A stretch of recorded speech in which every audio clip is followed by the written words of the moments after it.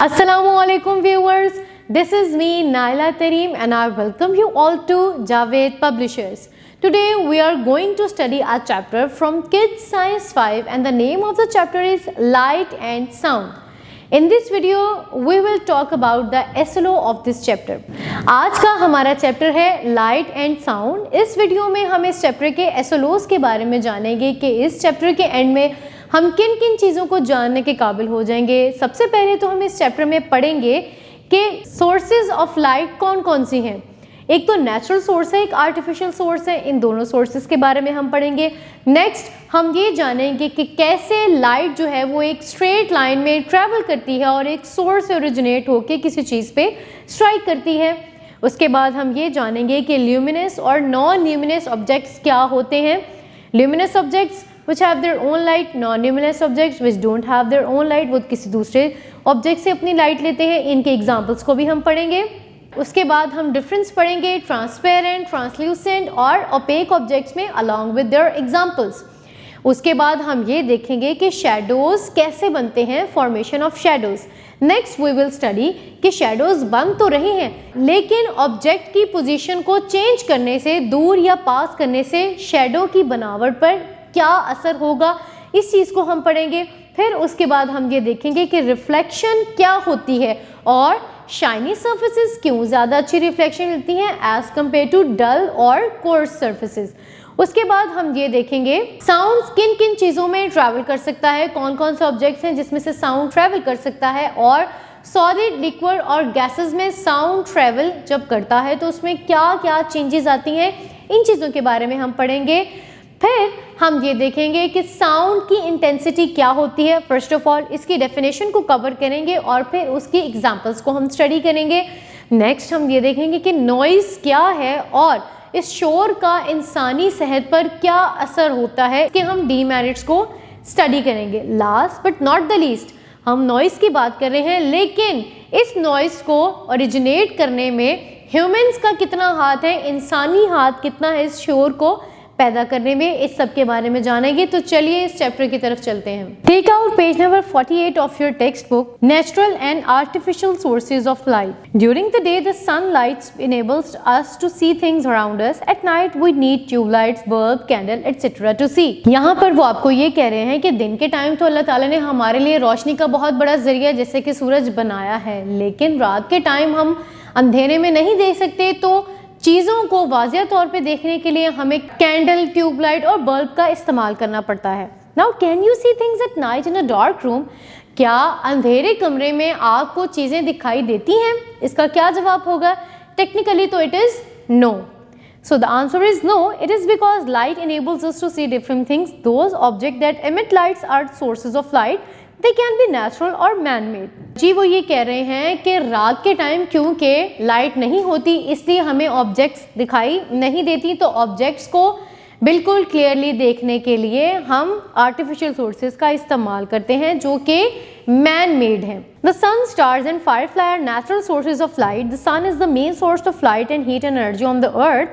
Other sources like bulbs, CFL, LED and candles are man-made or artificial sources of light. जो हमारे पास natural sources of light है यहाँ पे वो sun है, stars है, firefly है, और जो एक सबसे बड़ा source of energy sun है हमारे पास, वो हमारे लिए रोशनी और हरारत का सबसे बड़ा जरिया है.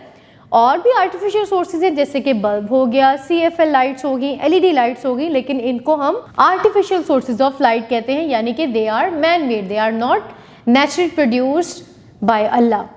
Light travels in a straight line. अब हमारे पास इस बात को प्रूफ करने के लिए बहुत सारी एग्जाम्पल्स पड़ी हैं, बहुत सारे एक्सपेरिमेंट्स हैं कि क्या हम कैसे बता सकते हैं कि लाइट जो है वो स्ट्रेट लाइन में ट्रैवल करती है. Light is a form of energy and travels in a straight line. Let us verify this characteristics of light with the help of the following activity. जी लाइट जो है वो सीधी लाइन में travel करती है. इसको साबित करने के लिए हमारे पास डिफरेंट एक्टिविटीज हैं. Number 1, take a hollow plastic tube और straw which can bend easily.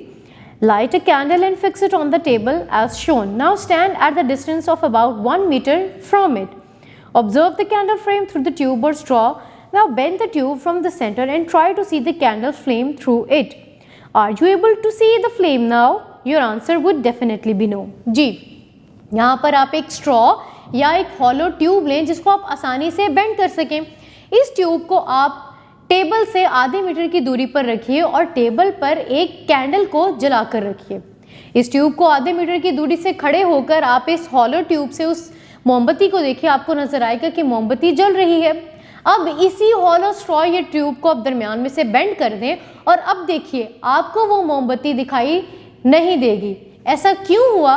क्योंकि हमने जो लाइट का जो एक ट्रेवल पाथ था उसको बेंड कर दिया। लाइट कभी भी अपने रास्ते को बेंड नहीं करती बल्कि वो स्ट्रेट लाइन में चलती है। Precaution: while viewing the candle flame through the tube, keep safe distance. If the tube is brought near the table, it can burn it.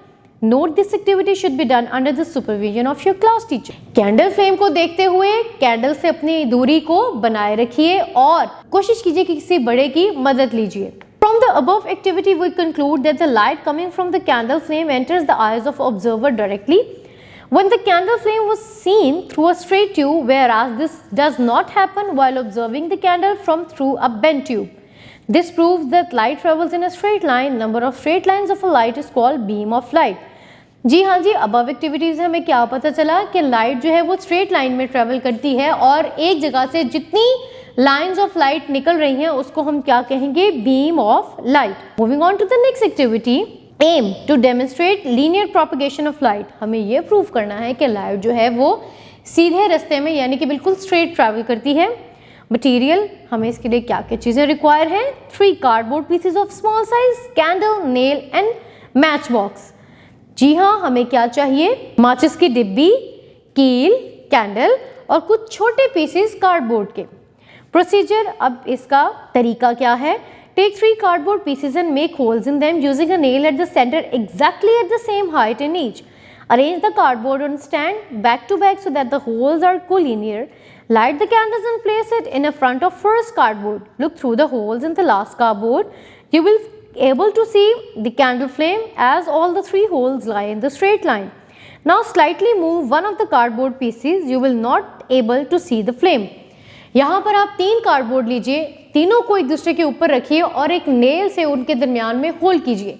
ये तो बेस्ट वे है कि तीनों में एक जैसा होल आपको एक जगह पे मिल जाएगा। अगर ऐसा नहीं कर सकते तो आप तीनों कार्डबोर्ड्स को एक स्केल की मदद से 3 सेंटीमीटर पर और 4 सेंटीमीटर पर डॉट ड्रॉ कीजिए और वहां पर एक होल बना दीजिए। अब इन कार्डबोर्ड को जैसे कि डायग्राम में बताया गया है, तीनों को इस तरह खड़े कीजिए कि तीनों कार्डबोर्ड एग्जैक्टली एक तरह से एक दूसरे के, और आप एक फर्स्ट वाले कार्डबोर्ड के आगे मोमबत्ती जलाकर रखें। अब तीसरे कार्डबोर्ड के होल से अगर आप देखेंगे, क्योंकि तमाम होल्स एक ही डिस्टेंस, एक ही साइज पे हैं और एक ही जगह पे हैं, तो हम उस होल से देख सकते हैं उस मोमबत्ती को जलते हुए। मगर अगर हम एक कार्डबोर्ड को स्लाइटली, जिसे हम देख रहे हैं, हिला देंगे तो हमें मोमबत्ती जलती हुई नहीं दिखाई देगी, क्योंकि हमने लाइट का बाथ जो है उसमें हिंड्रेंस कॉज कर दी है।